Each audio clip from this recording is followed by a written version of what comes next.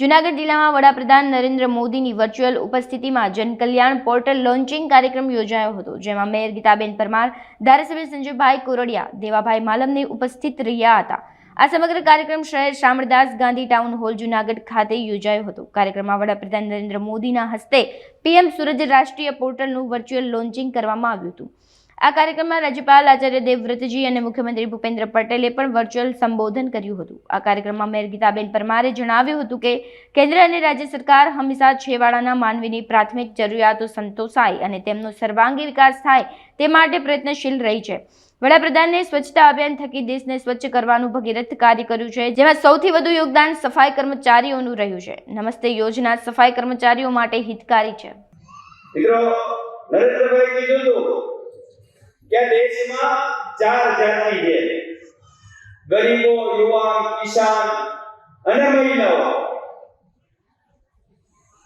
વધુમાં વધુ આ 4 જાતિના લોકોનું ઉત્થાન થશે તો જે નરેન્દ્રભાઈ કલ્પના કરી છે કે 2047 સુધીમાં આ વિકસિત રાષ્ટ્ર બનાવવાની જે કલ્પના કરી છે એ કલ્પના આપણી સાકાર થશે કે દેશ આઝાદ થયો 75 વર્ષ થયા।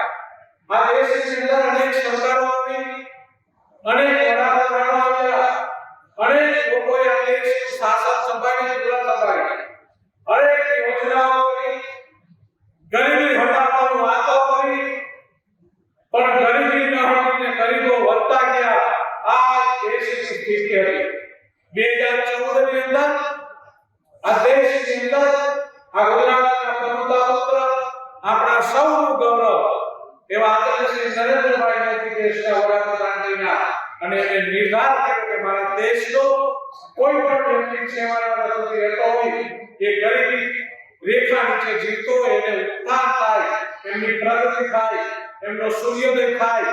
કોઈ પણ ગરીબ ઘર વગરનો ન હોય, કોઈ પણ ગરીબ કોઈને ગૃહ વગરનો ન હોય, કોઈ પણ મારી માતા એના ઘરની અંદર ગેસનો ચૂલો ન હોય, ઉજ્જવલાની યોજના ન હોય।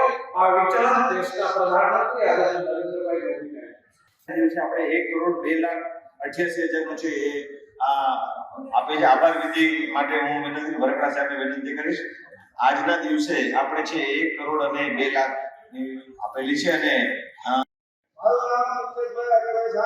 મને ટ્રેક્ટર ટ્રોલીની લોન મળે છે 7.5 તે બદલ માનનીય મુખ્યમંત્રી વડાપ્રધાન શ્રીને ખૂબ ખૂબ આભાર અને માનનીય મુખ્યમંત્રી શ્રીને ખૂબ ખૂબ આભાર। નમસ્કાર, મારું નામ જિગ્નેશ કુમાર રાજાભાઈ પટેલ છે। હું બાદલ ગામનો રહેવાસી છું। મને ટ્રેક્ટર ટ્રોલીની લોન મંજૂર થઈ, તેની પહેલા હું બીજા પેલો ડ્રાઇવિંગ કરતો, અત્યારે પેલા કરતા મારા બહુ સારું છે। એ બદલ ખૂબ આભાર। જૂનાગઢ હાલ રહેવાસી છું। 2019 માં સફાઈ કામદાર વિકાસ નિગમ તરફથી મારી લોન 50,000 ની મંજૂર થઈ।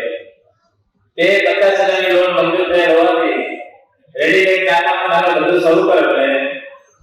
તે દરમિયાન મેળા સફાઈ પર કરતો હતો હું, તે છોડી ને અત્યારે હું રેડીમેડ ગાર્મેન્ટની દુકાન ચલાવું છું। રેડીમેડ ગાર્મેન્ટ દુકાન ચલાવવા પહેલા મેં 5 થી 10,000 નું શરૂઆત કરી હતી। અત્યારે આ હું 20 થી 25,000 રૂપિયા મોટી ગાર્મેન્ટ દુકાનની અંદર કમાઉં છું। આર્થિક પરિસ્થિતિ પહેલા મુજબ અત્યારે સારી રીતના હું ઘર ચલાવી શકું છું। તે દરમિયાન સરકારશ્રીનો પીએમ સાહેબનો ખૂબ ખૂબ આભાર માનું છું।